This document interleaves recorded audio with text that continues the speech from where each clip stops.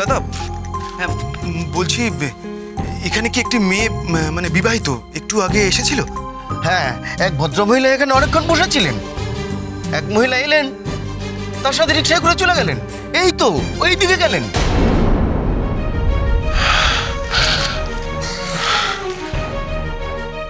জয়বাবু, জবা যা সাদাসিধা মেয়ে, ওকে যদি কেউ কিডন্যাপ করে নিয়ে যায়, সব আমার দোষ। আমি ওর সাথে কি খারাপ ব্যবহারটা নিয়ে করেছি। আমি জবাকে কি করে ভুল বুঝলাম? আমি তো জানি ও রেসপন্সিবল নয়, তাও কি করি? এত এত অস্থির হয়ে না পরম, আমার কথাটা শোনো। এমন তো হতেও পারে যে জবা যার সঙ্গে গেছে সে ওর পরিচিত কেউ। আচ্ছা, জবা তরুর সঙ্গে যায়নি তো?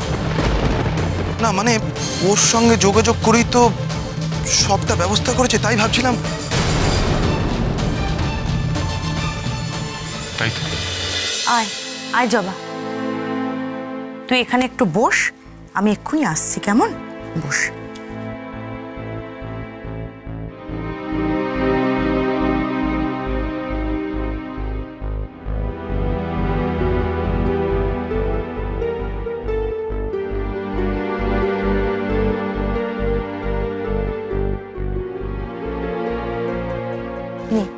এই জল মিষ্টিটা একটু খেয়ে নে তো।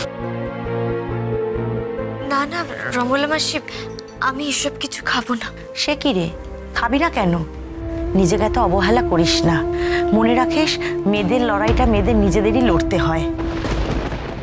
আর তোকে তো আরো শক্ত হতে হবে রে। নে, এটা খেয়ে নে দেখি। না খেলে গায়ে বল পাবি কি করে, আর চলবি বা কি করে? নে ধর।